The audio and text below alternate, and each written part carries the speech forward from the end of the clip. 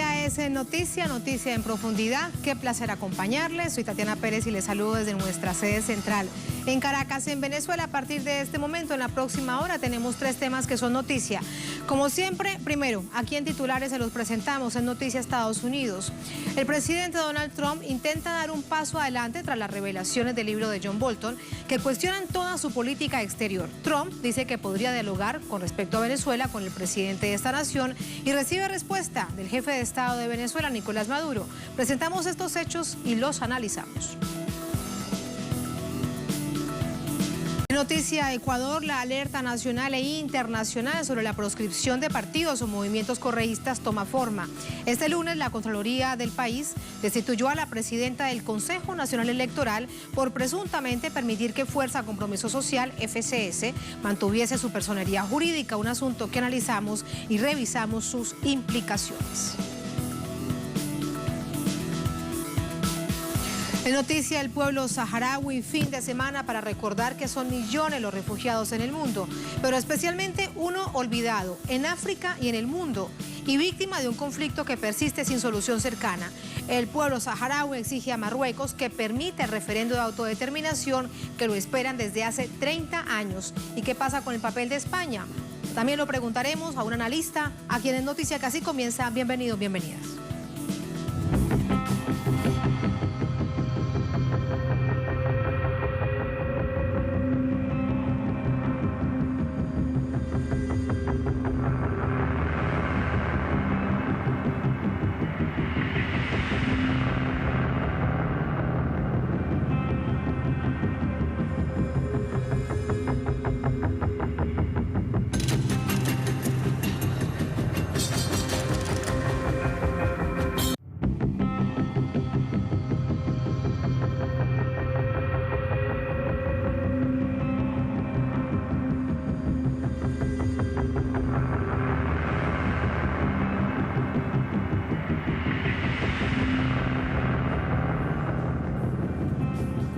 En Noticia Estados Unidos, la Casa Blanca pierde la batalla en el intento de frenar la distribución del libro del ex asesor de Seguridad Nacional John Bolton, que deja al descubierto fracasos y deficiencias de la administración Trump.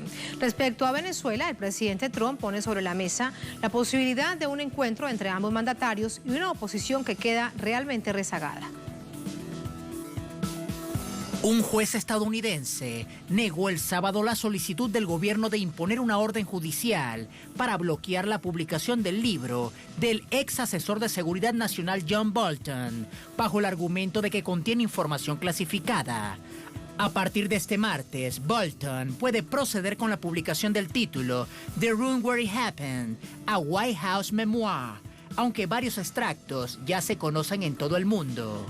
En un capítulo dedicado a Venezuela, Bolton revela los planes del presidente Donald Trump, al punto de afirmar que el mandatario dijo sería cool invadir el país suramericano. Según Bolton, quien fue el encargado de la agenda internacional para el reconocimiento del opositor Juan Guaidó, Trump no confiaba en él por considerarlo demasiado débil, en contraposición con el presidente Nicolás Maduro como un hombre muy fuerte. Además, Bolton acepta que fracasaron en las diversas operaciones para intentar derrocar al jefe de Estado y fueron engañados por la oposición venezolana.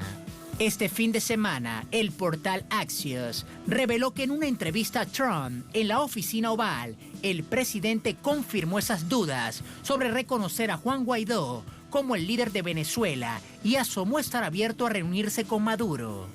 En un tuit este lunes, reiteró esa posibilidad. A diferencia de la izquierda radical, siempre estaré en contra del socialismo y con el pueblo de Venezuela.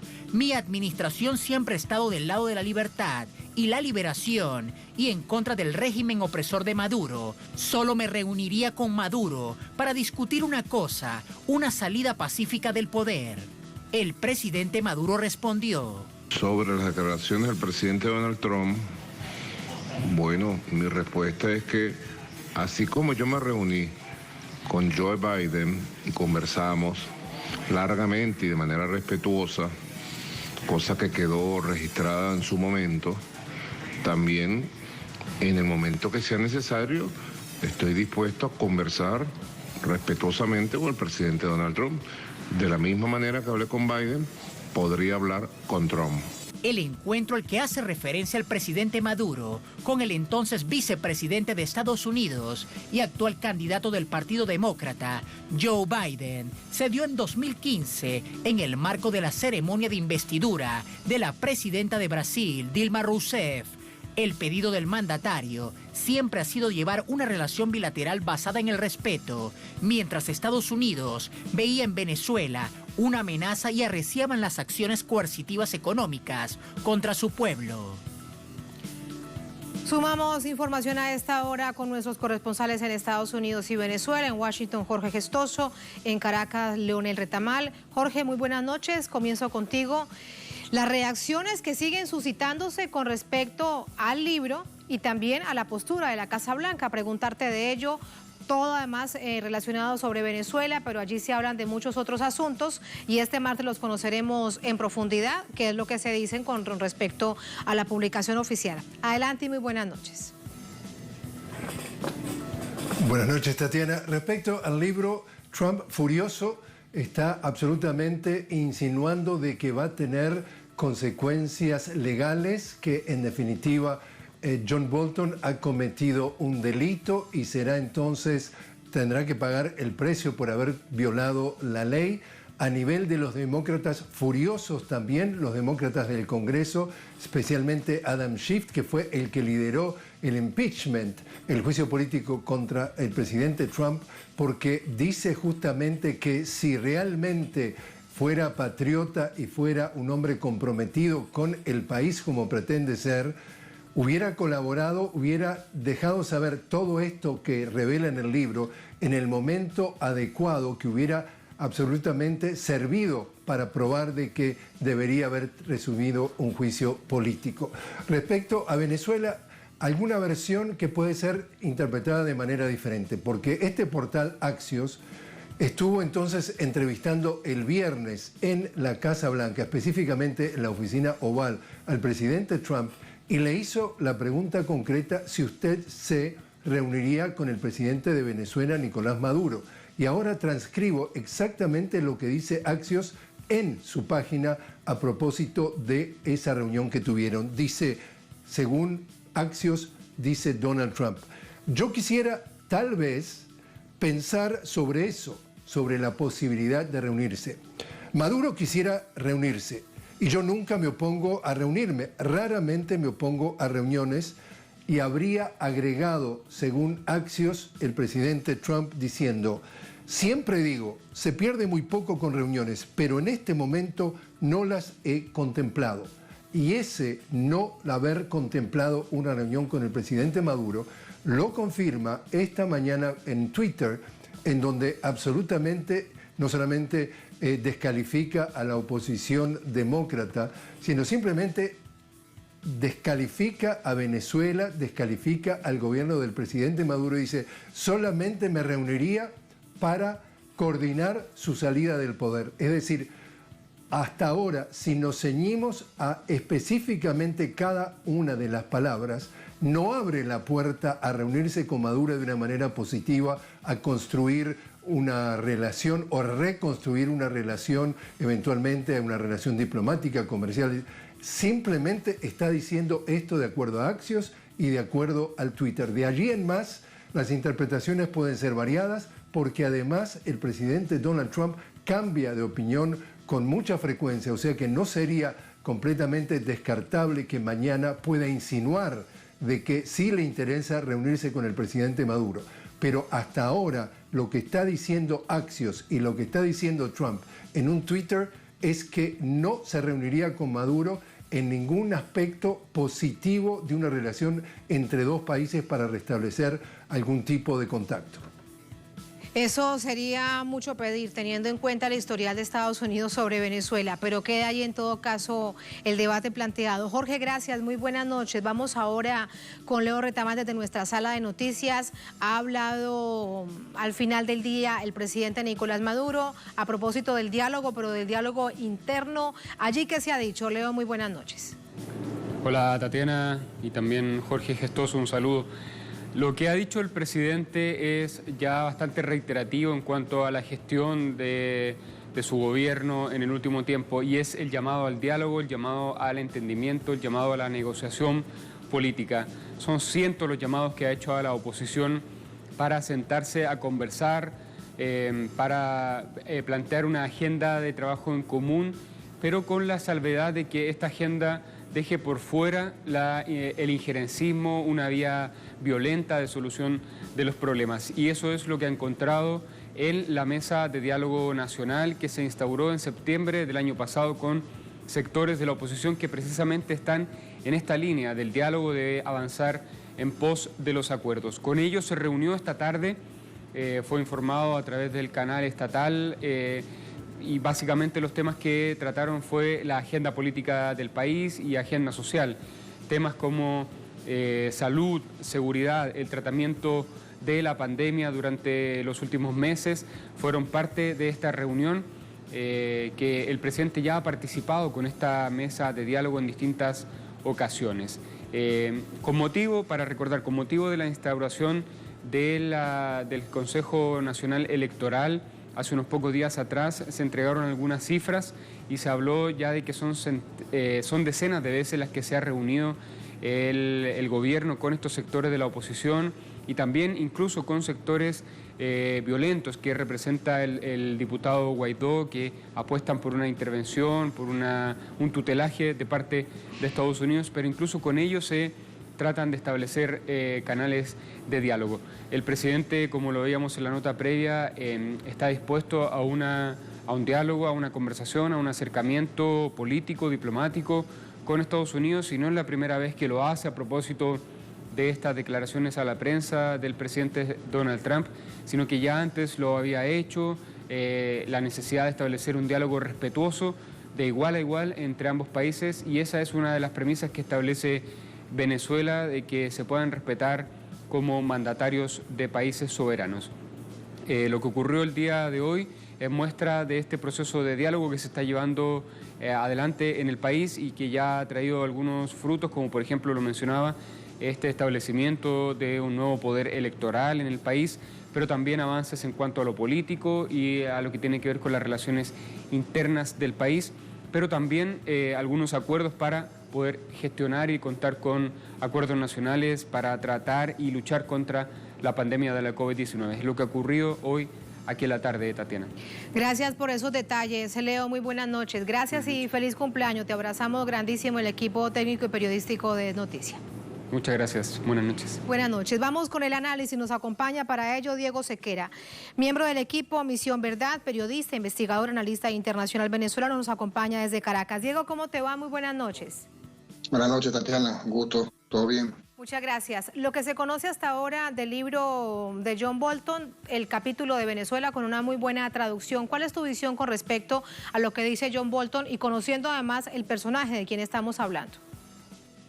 Bueno, por cierto que ya está circulando libremente, desde ayer ya el libro completo de Bolton, las 500 y tantas páginas en inglés, sí, pero ya anda por ahí circulando para tomar en cuenta ese detalle a la hora del análisis más adelante. Mira, lo primero es que hay una combinación, si uno lo ve desde la perspectiva estrictamente literaria de la lectura, hay algo que es bastante, tiene hasta cierto grado de comedia, ¿no? De comedia de desastre, de capítulo de Los Simpsons, no sé, de ese resultado de esta combinación de personajes nefastos en esas discusiones. Pero por supuesto, por otro lado, también tienes un reflejo profundamente barbárico. Refieren a un país, cómo lo piensan, cómo lo discuten, cuáles son las soluciones. Y luego tienes un elemento más. Aquí estamos ante la versión del que la lanzó primero. En este caso, por supuesto, del señor John Bolton. Hay todo un contexto también detrás de ese movimiento.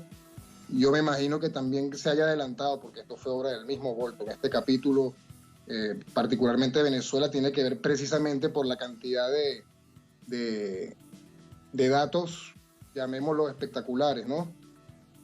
Espectaculares, pero hasta dónde pueden, los efectos son otra cosa, ¿no? Que también ya estamos viendo algo de eso. Sin embargo, ahí estamos viendo también cómo alguien presenta los datos, elige cuáles datos y también procura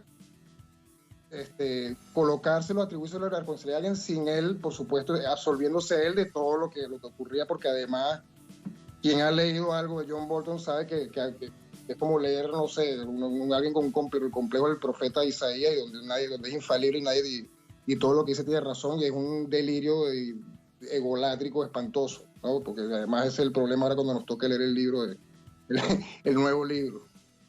Pero digamos, o sea, tiene como varias capas tanto de intereses del propio Bolton como de resultados que pueden tener para el establishment de los medios.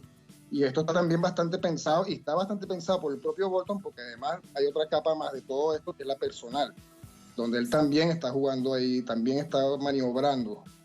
Entonces es interesante porque es complejo, es más complejo de lo que uno cree, y también hay que tomar en cuenta que es mucho más el impacto que tiene apuntando hacia Estados Unidos que hacia nosotros. Solo que, bueno, imagínate, cómo no valorar todo lo que está ahí.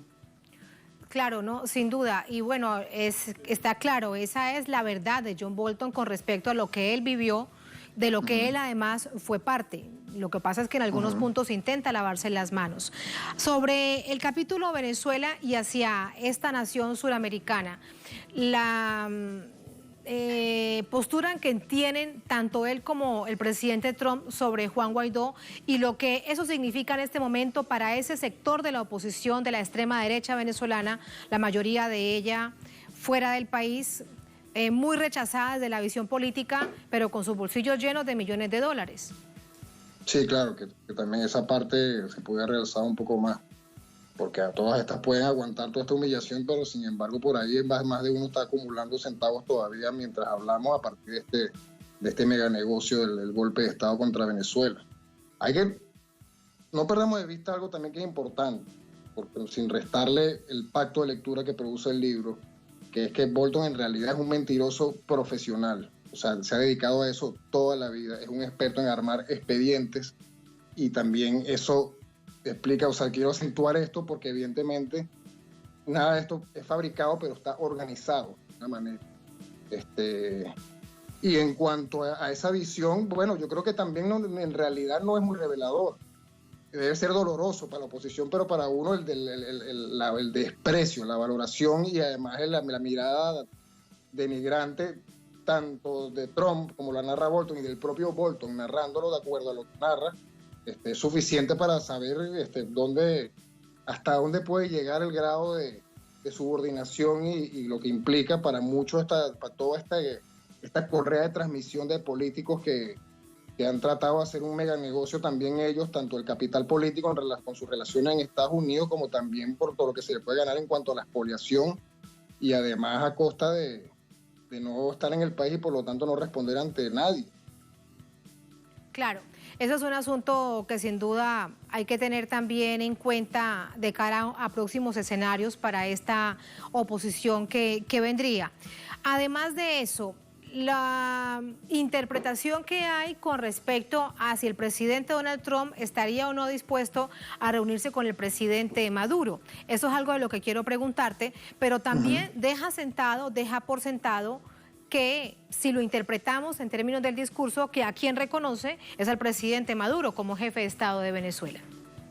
Sí, eso es correcto. O sea, y Trump sobre todas las cosas, independientemente y eso también ha dejado algo de constancia a pesar de no lograrlo todo el tiempo y a pesar de obedecerlas oportunamente según el caso, es un personaje bastante pragmático desde ese punto de vista. O sea, y hay un precedente sencillo que es el de Kim Jong-un, una reunión que también fue como inesperada y que además provocó cuanta alarma sea posible, pero aquí hay algo más también, y yo creo que es lo siguiente, Tatiana, que es que Venezuela también representa quizá uno de los mayores escándalos de relaciones públicas en materia de política exterior. Todo esto evidentemente también obedece, primero, en el caso de John Bolton, de sacarle plusvalía, en el caso de Trump, de controlar él ahora en este momento parte de una narrativa que ha estado en manos de muchas otras personas que me imagino que la perspectiva de vertical super jefe ejecutivo de Trump lo han hecho mal. Es decir, no han tumbado al gobierno. Es decir, Marco Rubio, Abrams, los que quieran. Entonces, él pudiera sugerirse algo parecido a eso respecto a Venezuela. La posibilidad de que eso ocurra, yo creo que es menor que lo que ocurrió cuando con Corea del Norte, porque hay demasiados elementos de presión y hay demasiado consenso en todos los partidos en contra de Venezuela. Lo hemos visto ya en la reacción que produjo en Biden y en todos los demás, incluyendo gente en la propia izquierda liberaloide gringa, donde también lo ven como, mira, un admirador de tiranos porque dice lo que dice en el último tuit respecto al presidente Nicolás Maduro. Entonces, es un ambiente sumamente, también un contexto muy, muy inestable y que además son ciclos cada vez más intensos, pero más cortos también. Entonces, hay que, y yo creo que están, claro, el libro sale mañana 23 y están esperando mucho los elementos que puedan ser legalmente vinculantes. Esta es la mirada de los del establishment liberal, medios y demás, que además están convirtiendo al odiado Bolton en un héroe por unos días. Los argumentos legales para terminar de complicarle bien el tema electoral, que ya se le había complicado bastante con las últimas cosas, con el COVID y con las grandes manifestaciones en centenas de ciudades en Estados Unidos, ya estaba impactándole en realidad en cuanto a los números, y Biden se ve mejor también en este instante, pero es todo tan volátil y tan entrópico que uno no sabe para dónde puede parar. Pero, y yo me pudiera... Sí, permíteme aquí preguntarte algo. Claro, todo hay que revisarse desde esta perspectiva electoral que está ya a nada. El próximo noviembre las elecciones presidenciales en el país y esta convulsión social antirracista en la nación. Pero con respecto a esta misma interpretación, también preguntarte, ¿qué le hace pensar al presidente Trump que Venezuela es parte ya de Estados Unidos, como dice Bolton, que lo publica en el libro, que se lo dijo el presidente Trump? ¿Qué les hace pensar que Venezuela, si todo lo que ha sucedido con respecto a esta nación ha sido un verdadero fracaso para lograr precisamente eso, no ser una colonia de Estados Unidos? Mira, en primer lugar, a Trump de alguna manera esta clase, además que eso no es lo que, por supuesto que eso no lo piensa Trump exclusivamente, lo piensan todos ellos, absolutamente todos, no importa si los argumentos son humanitarios y de discriminación positiva o si son estos casos absolutamente básicos. Es eso, que estamos hablando también de una cultura bastante primitiva en la forma en que se aproxima al resto del mundo, y cómo además eso está como nublado de toda esta clase de consideraciones respecto a su propio país, que de verdad no se corresponde con la realidad y que además refleja esa profunda y acendrada cultura del destino manifiesto que sí existe, que además es la expansión fronteriza, es la construcción del megaterritorio a partir de la expoliación, que también existe. No es casualidad que sea uno de los países más afectados por el COVID, porque tiene esa mirada sobre su propia población y sobre todo por la población afroamericana, y que eso se refleja perfectamente aquí. Trump lo que sencillamente es el indiscreto, y eso hay que agradecerlo más bien, o sea, porque si no tendríamos a cualquier otra persona hablando desde una cantidad de claves que todos sabríamos que son igual de hipócritas, pero no son esto que se dice claramente, y que lo dice no solo respecto a Venezuela, lo dice respecto a Siria, lo dice respecto a Irán, lo dice respecto a una cantidad de gente, y lo dice a pesar también de una cantidad de condicionamientos que le toca tener a juro por la presión de los lobbies, que por lo tanto él a veces juega por su lado, a veces no, a veces le está sometido a una decisión y ese tipo de cosas. Pero ahí está claramente evidenciado algo que además hay que tomar en cuenta, un elemento más respecto a esto, y tiene que ver con la onda larga de la historia, y nosotros entendemos eso mucho mejor que ellos, que son completamente ahistóricos, que es que todo lo que se está manifestando de esta forma tan primaria también está convocando además como un cierre de ciclo que está todos estos actos reflejos. Esto, por ejemplo, también el tema del intento fallido de desembarco que se parece al filibusterismo del siglo XIX. Lo de Guaidó parece el golpe en Hawái, está como volviendo al principio y no tiene capacidad de reinventarse. La propia incapacidad de reinventarse en los Estados Unidos conduce a este tipo de cosas, que tengas a un delincuente, a un criminal de guerra, defensor de las peores causas, como una suerte de héroe para el establishment y para la otra parte del establishment que no le gusta a Trump, con este libro, pero que además todos están absolutamente implicados, pero tienen que mantener el simulacro de que es otra cosa la que está ocurriendo. Mientras que sabemos muy bien qué está pasando respecto al mundo y no hacen falta tampoco estas decoraciones. Ese es el escenario, esa es la reflexión de Diego Sequera. Diego, gracias, muy buenas noches, un placer como siempre. Tatiana. Muchas gracias. Así nos vamos a la primera pausa en esta emisión de Noticia. Al volver en Noticia Ecuador, la alerta nacional e internacional sobre la proscripción de partidos o movimientos correístas toma forma. Este lunes la Contraloría destituyó a la presidenta del Consejo Nacional Electoral por presuntamente permitir que Fuerza Compromiso Social mantuviera su personería jurídica, un asunto que analizamos en minutos en el Noticia.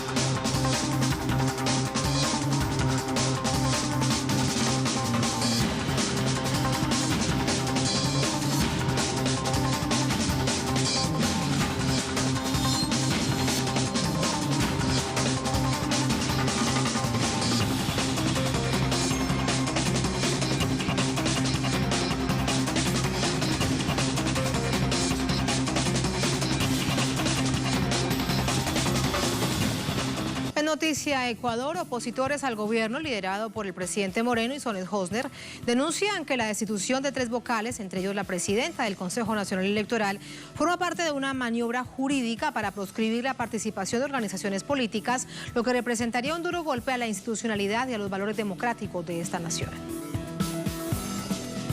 La tarde de este lunes, la Contraloría General del Estado anunció que predetermina la destitución y multa de 3 altos directivos del Consejo Nacional Electoral del Ecuador, incluyendo a su presidenta, Diana Atamián, por no haber acatado las recomendaciones de ilegalizar las organizaciones políticas Fuerza Compromiso Social, Libertad es Pueblo, Podemos y Justicia Social.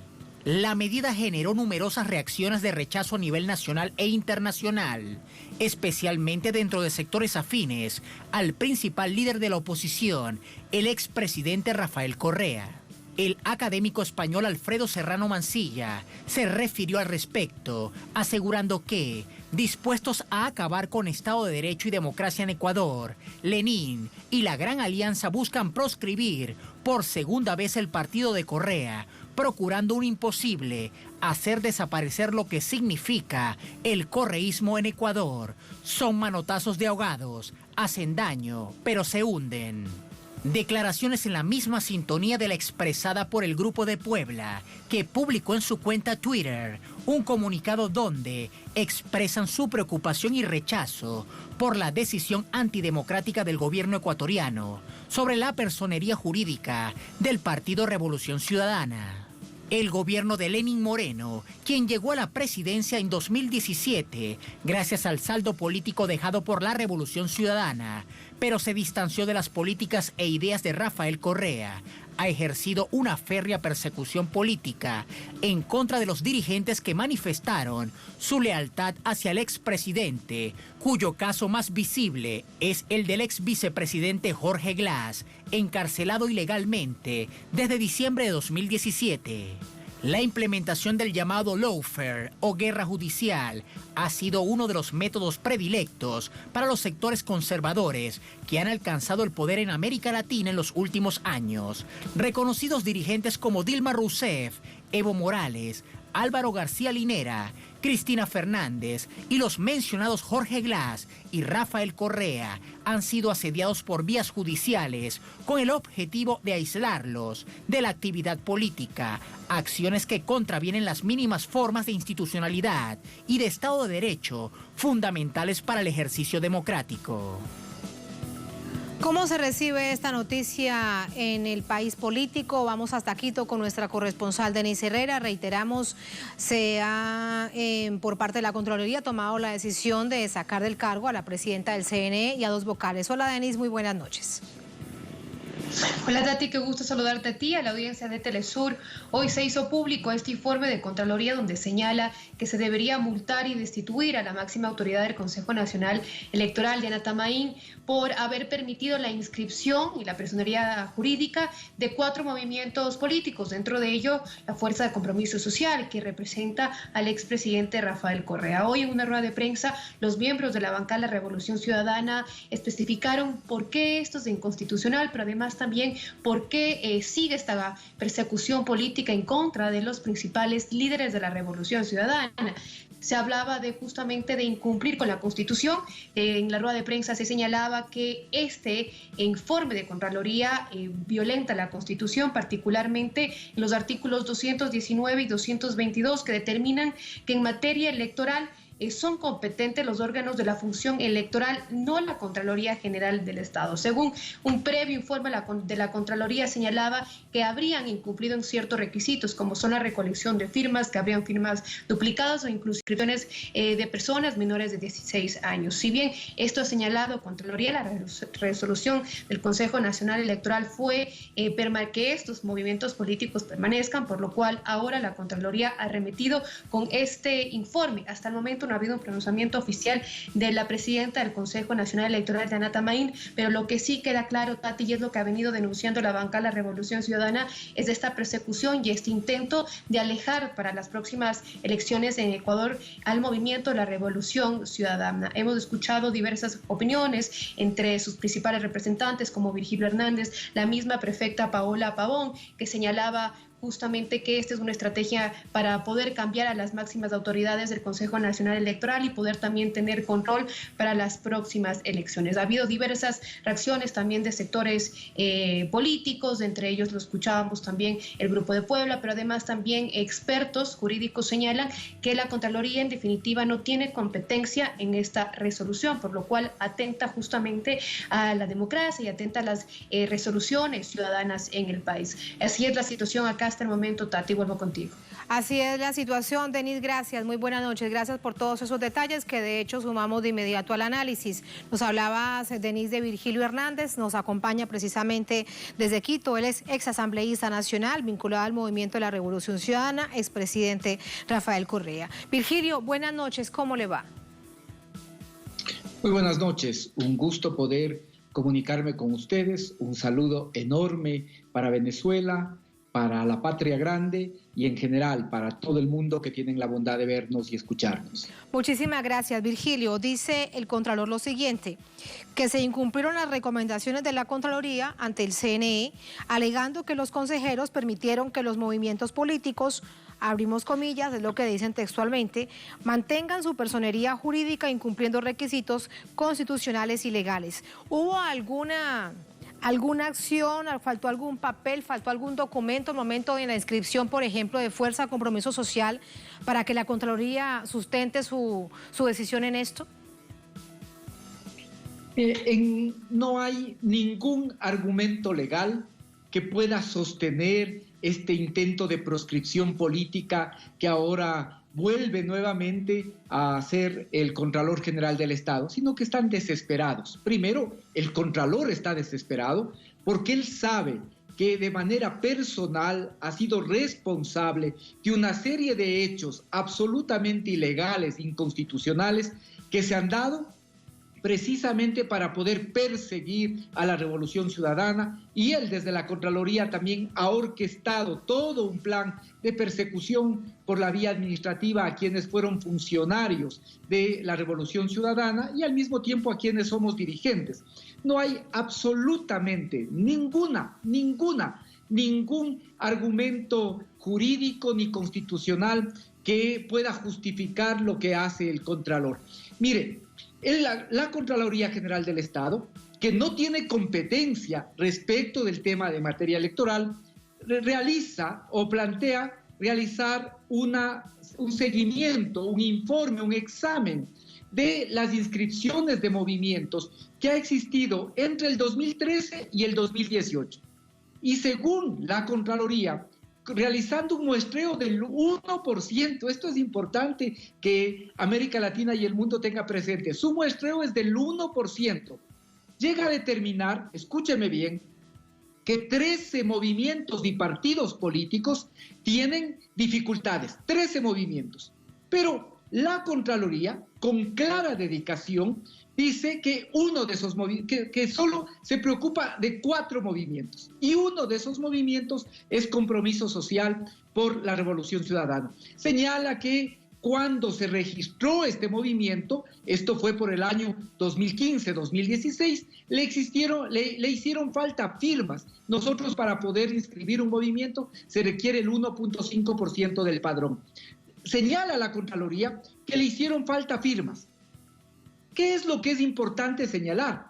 Que la Contraloría en ese informe jamás dice que hay que retirar la personería jurídica al movimiento Compromiso Social. Lo que señala es que el Consejo Nacional Electoral revise el estatus, la situación jurídica de este movimiento. El Consejo Nacional Electoral, que es la máxima autoridad, precisamente cumple esa disposición de la Contraloría y revisa cuál es la situación jurídica. Para revisar cuál es la situación jurídica, tiene que ir a la Ley Orgánica de Elecciones y Partidos Políticos, que se llama en el Ecuador Código de la Democracia, y encuentra que según las elecciones del 2019, nosotros no solo que cumplimos todos los requisitos que están determinados en la ley, sino que somos la primera fuerza política en las elecciones del 2019, a pesar de que por la persecución nosotros solo participamos en la mitad de provincias y en la cuarta parte de cantones del Ecuador. Sin embargo, somos la principal fuerza política. Y por eso la Contraloría en algo inaudito, en un examen de seguimiento de las recomendaciones anteriores, que por lo tanto tenía que ver si se cumplió o no con esta revisión del estatus jurídico, lo que hace es inventarse una nueva recomendación. Y en esta nueva recomendación, sí, ya señala que se debe eliminar del registro electoral al movimiento Compromiso Social por la Revolución Ciudadana. Esto es absolutamente absurdo. Vale además que la ciudadanía de la patria grande que nos mira sepa que el movimiento participó en las elecciones del 2017 cuando no tenía alianza con nosotros. Participó en las elecciones del 2018 haciendo campaña con una tesis contraria a la que nosotros en ese momento defendimos, que era la tesis nosotros señalamos la tesis por el no. Estuvimos en la campaña planteando 7 veces no a la consulta popular. Y Compromiso Social, que en este momento era parte de una coalición que sostenía el gobierno, participó en cambio en la campaña por el sí. Y en el 2019, después de que a nosotros se nos proscribió, no se nos permitió tener nuestro propio movimiento, porque nosotros intentamos, luego de que ellos con artimañas jurídicas se quedaron con Alianza País, que fue el partido, el movimiento del presidente Correa y con el que ganó también el presidente Moreno, pero nos fue arrebatado, intentamos formar Revolución Ciudadana, Revolución Alfarista. Recogimos 500,000 firmas, 470,000 exactamente, cuando solo requeríamos 160. 470,000 firmas en apenas 70 días. Y sin embargo, no pudimos presentar esas firmas. Y por eso, en el 2019 hicimos alianza con este movimiento, Compromiso Social, y participamos en las elecciones del 2019. De tal forma que ahora se nos pretende ilegalizar diciendo que no se cumplieron requisitos iniciales de cuando se conformó este movimiento, cuando este movimiento, antes de hacer alianza con nosotros, ya había participado en las elecciones del 2017, 2018, y después de alianza con nosotros participó en las elecciones del 2019. Te entiendo, Todo Vigilio, esto permíteme te pregunto. demuestra que hay básicamente una voluntad política de, a través de la Contraloría, proscribirnos de la participación política electoral. Sí, permíteme preguntarte algo. Ha quedado muy claro tu punto. Ya existía con anterioridad y lo que se intenta es proscribirlo, acabar con el correísmo. Allí preguntarte si la decisión que toma la Contraloría con respecto a la destitución de la presidenta y los 2 vocales del Consejo Nacional Electoral es ilegal, también es ilegal entonces que se proceda. ¿Por qué tendrían entonces que retirarse de sus cargos? ¿Puede haber entonces una instancia que se refiera al asunto? Sí, a ver, lo que ha hecho en este momento Contraloría es demostrar su intención. Ha establecido una predeterminación en que señala o sanciona a estos vocales, no a todos, a los de la mayoría del Consejo Nacional Electoral, lo sanciona con una multa de $7,800 y además con la destitución del cargo. Evidentemente, ahora los vocales del Consejo Nacional Electoral tienen el tiempo que determina la ley, 30 días, para poder presentar sus contraargumentos. Después podrían presentar un recurso de revisión e incluso podrían ir al Tribunal Contencioso Administrativo para evitar ser destituidos, como señala o como es la pretensión de la Contraloría General del Estado. De tal manera que no es un tema que tiene que cumplirse de manera inmediata, tiene que seguirse los plazos y los procedimientos que están establecidos en la ley.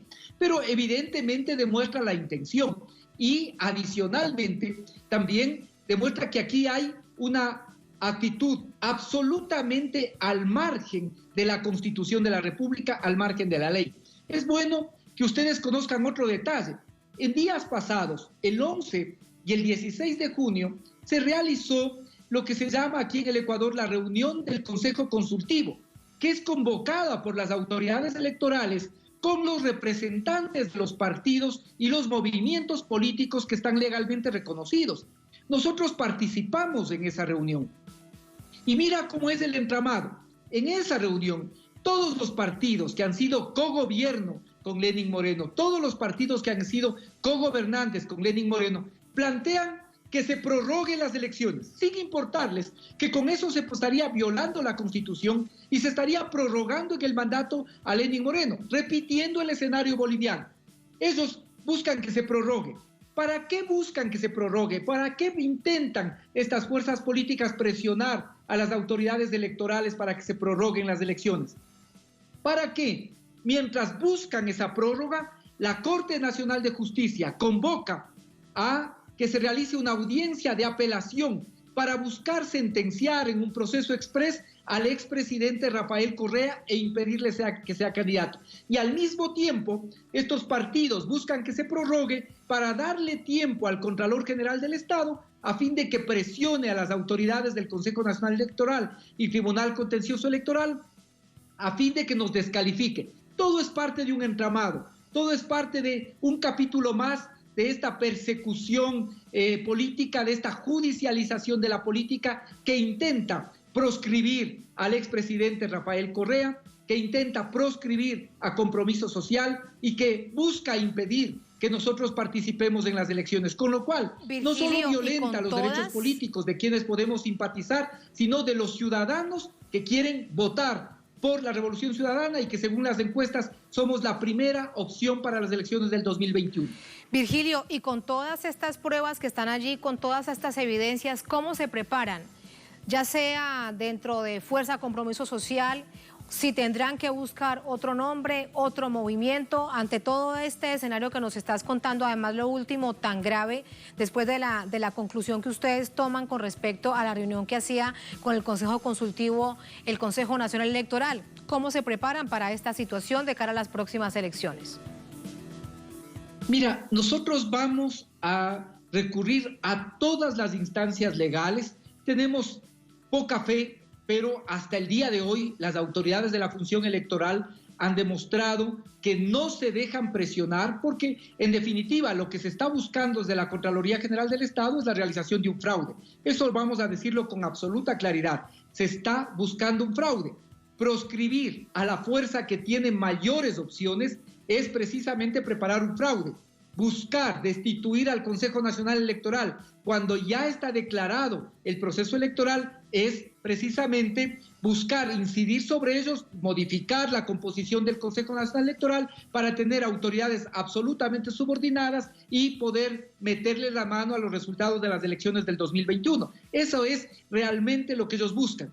Nosotros vamos a recurrir a todas las instancias nacionales, a todas las instancias internacionales, pero sobre todo al pueblo ecuatoriano, independientemente de que simpaticen o no con la Revolución Ciudadana, pero que sí quiere que existan reglas claras, que no quiere procesos tramposos. Aquí, como no han podido derrotarnos por la vía electoral, aquí nos enjuician, aquí nos persiguen, aquí nos encarcelan, nos meten presos, hacen toda esta serie de cosas para buscar debilitarnos a la Revolución Ciudadana. A más de que ha habido 3 años de una campaña sistemática de desprestigio al expresidente Rafael Correa, de desprestigio a la Revolución Ciudadana. Y a pesar de toda esa campaña, nosotros seguimos siendo la principal fuerza política del país. Y por eso es la persecución, por eso es que ahora, a través de la Contraloría, de un Contralor absolutamente ilegítimo, porque ni siquiera ha podido demostrar que tiene la acción de personal con la que ejerce la Contraloría General del Estado, pretenden destituirnos. No lo van a lograr. Te digo con claridad, pensar en otro escenario sería aceptar que ya la Constitución, que el Código de la Democracia no sirven para nada. Pensar en que van a prevalecer los argumentos de fuerza, pensar que va a prevalecer la trampa, pensar que va a prevalecer este engaño que se quiere hacer a la legalidad del país, sería que nosotros renunciamos ya prácticamente a un escenario democrático, a pesar de que en el Ecuador efectivamente vivimos al borde de lo que son las reglas democráticas desde hace varios años. Pero por eso te digo, nosotros vamos a pelear por este registro electoral y no tenemos por qué pensar en otra alternativa, porque eso sería darle paso a la ilegalidad e inconstitucionalidad que se quiere consumar esta vez desde la Contraloría General del Estado. En medio de este lawfare en marcha y ahora con el capítulo ecuatoriano, cuando lo revisamos en distintas partes de nuestra América Latina. Virgilio, gracias por ayudarnos a entender, comprender lo que significa y lo que está en juego sobre la democracia en el Ecuador. Muy buenas noches. Un gusto. Muchísimas gracias. Así nos vamos a la segunda, última pausa en esta emisión de Noticia. Al volver es noticia el pueblo saharaui. Fin de semana para recordar que son millones los refugiados en el mundo, pero especialmente a uno olvidado en África y en el mundo, víctimas de un conflicto que persiste sin solución cercana. El pueblo saharaui exige a Marruecos que permita el referendo de autodeterminación e independencia. Además, lo esperan hace 30 años. Nos preguntamos además qué pasa con España. Vamos a verlo al volver en Es Noticia.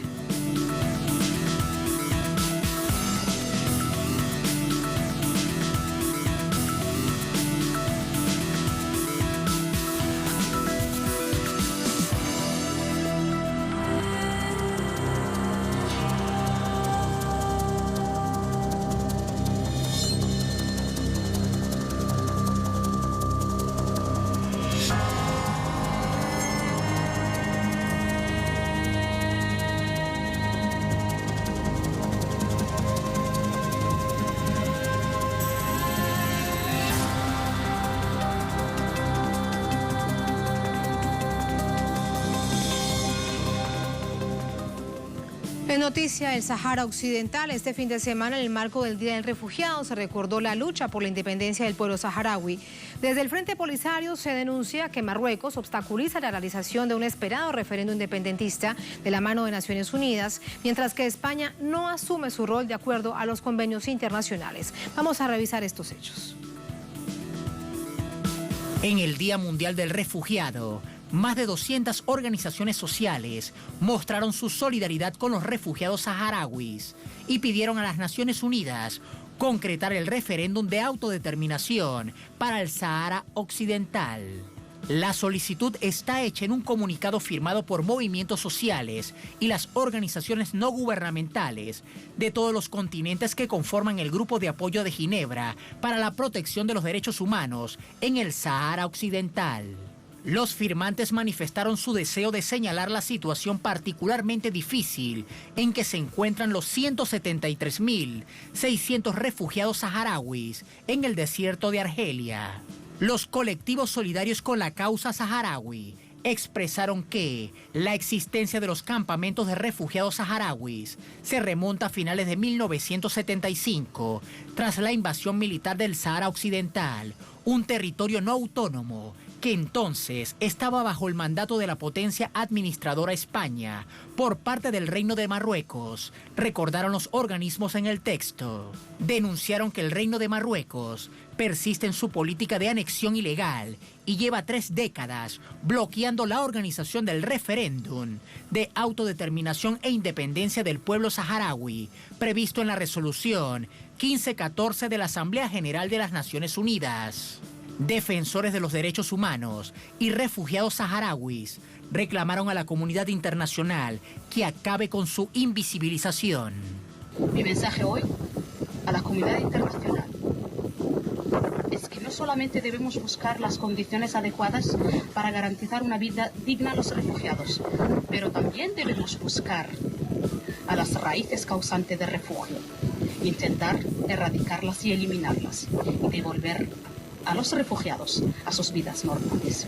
Las ONG y el Frente Polisario han pedido la intervención de España en el conflicto por los lazos históricos que los unen. Sin embargo, no hay acciones contundentes por parte del gobierno de Pedro Sánchez. Es que el pueblo saharaui está solo en medio de esa crisis, en un desierto inhóspito, debido a un incumplimiento por parte del Estado español hacia su ex colonia.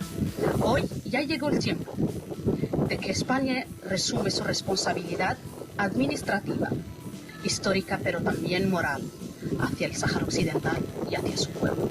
Además, hicieron un llamado urgente al secretario general de la ONU, Antonio Guterres, a que nombre un nuevo enviado personal para el Sahara Occidental a fin de concretar la organización del esperado referéndum de autodeterminación e independencia.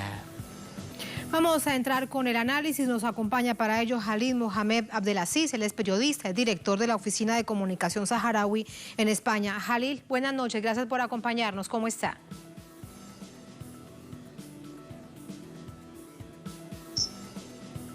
Hola, buenas noches, Tatiana. Es un honor para nosotros y saludo a toda la audiencia. Muchas gracias. Jalil, uno de los pueblos más olvidados es el saharaui. Déjeme preguntarle con respecto a esta historia, ¿qué significa para ustedes esta fecha del Día del Refugiado?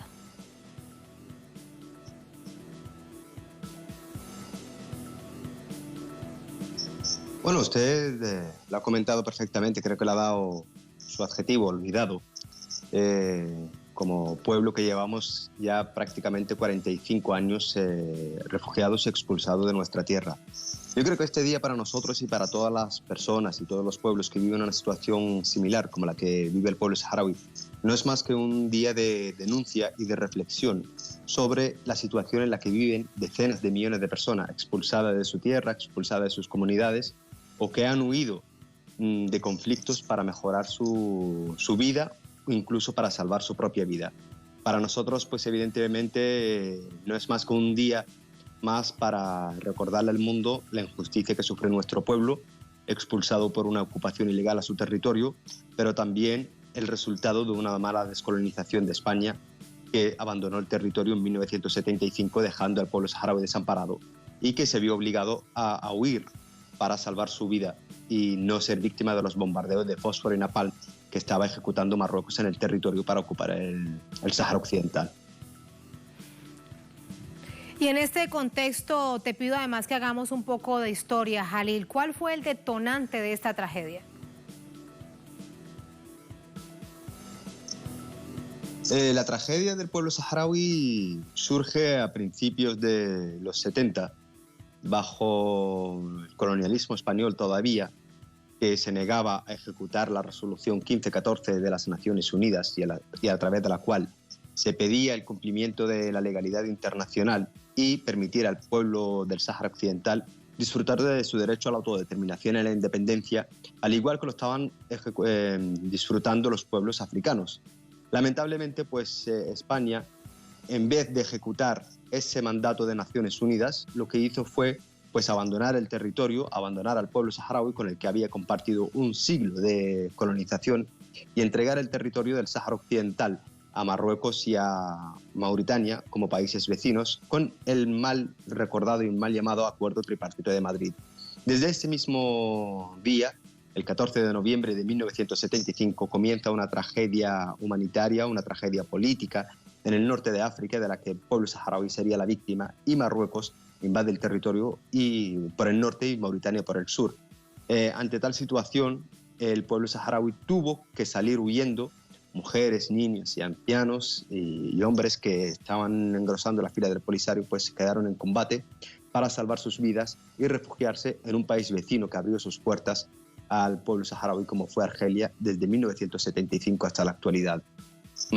Mauritania pues firmó el acuerdo de paz con la República Árabe Saharaui Democrática, pero seguimos sufriendo la ocupación del régimen marroquí a nuestro territorio y que se niega a cumplir con los mandatos de Naciones Unidas, que siguen reafirmando que la única solución a la tragedia que está viviendo el pueblo saharaui es que pueda ejercer su inalienable derecho a la autodeterminación e independencia. Jalil, ¿y España cuál ha sido su papel ante la insistencia para que actúe?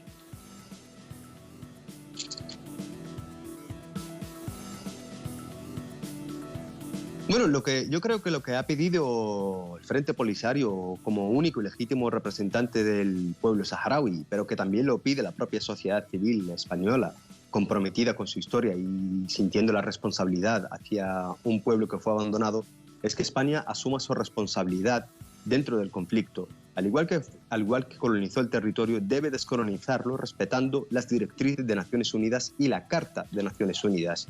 El Frente Polisario, pues evidentemente lo que quiere es que España, como potencia administradora del territorio, que eso es muy importante señalarlo, que las Naciones Unidas sigue considerando a España como potencia administradora del territorio, es que ejecute ese referéndum de autodeterminación a través del cual el pueblo saharaui puede decidir libremente sobre su futuro.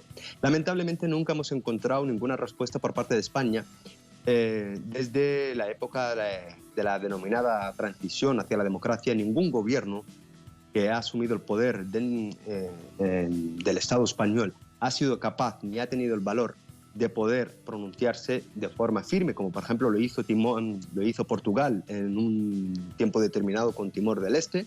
España nunca ha tenido ese temor y evidentemente nosotros estamos llegando a la conclusión es que España, desde el ámbito político siempre que nosotros criticamos la posición de gobiernos, nunca ha asumido la responsabilidad con el pueblo saharaui, pero tampoco ha correspondido con el llamamiento que le hace su propia sociedad civil y sus propias organizaciones. Sí, algo más para consultarte con respecto al referendo de autodeterminación e independencia, que es un asunto nodal. Hoy por hoy, ¿cuál es el mayor obstáculo para adelantar este referendo a instancias de Naciones Unidas?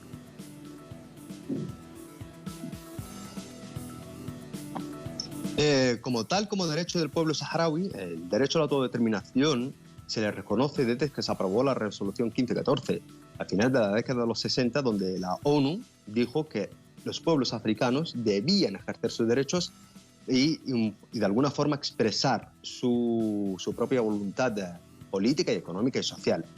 España nunca respetó ese mandato ni esa propuesta de Naciones Unidas y llegó a hacer un cierto amago a mediados de los 70, pero nunca se cumplió. Llegó a hacer un censo en el que se determinaría la población que tenía derecho a votar. Se envió una comisión al territorio y reafirmó ese derecho. Lamentablemente, pues no cumplió con su promesa y abandonó el territorio y entregó a una población y al territorio a países vecinos, permitiendo su ocupación. Después de una larga guerra del Frente Polisario contra la ocupación, importantes victorias a nivel diplomático y a nivel internacional, a través de la cual se entabló importantes relaciones y después la proclamación de la República Árabe Saharaui Democrática, en 1991 las partes, Marruecos y el Frente Polisario, firman el acuerdo del alto el fuego, en el que Marruecos aceptaba ante la comunidad internacional y ante el Consejo de Seguridad la celebración de un referéndum de autodeterminación a través del cual el pueblo saharaui pudiese decidir. Pues se desplegó en el territorio lo que hoy se denomina con el acrónimo MINURSO, que es la Misión de Naciones Unidas para el Referéndum en el Sáhara Occidental, que su mandato era velar por el alto el fuego, pero su finalidad y sus objetivos era la organización de ese referéndum, con una promesa que se iba a celebrar en 6 meses. Ahora mismo pues han pasado ya 30 años y ese derecho todavía el pueblo saharaui no ha podido gozar de él. No ha podido gozar de él. Esa es la situación histórica y el momento en el que sigue viviendo este drama el pueblo saharaui. Muchísimas gracias, Jalil, por recordarlo en el marco, en el contexto del Día Mundial del Refugiado, una población que ha sido invisibilizada y aquí en Telesur lo recordamos. Muy buenas noches y gracias. Gracias a ustedes y un honor para el pueblo saharaui estar presente en Telesur. Muchísimas gracias, Jalil. Gracias a ustedes por habernos acompañado. Ponemos punto final a esta emisión de Noticias. Cerramos nuestra pantalla tradicional. Nos quedamos en redes sociales, @noticiatelesur, @Tatiana Telesur durante esta jornada. Otro hecho fue noticia. Con eso los dejamos. Hasta mañana.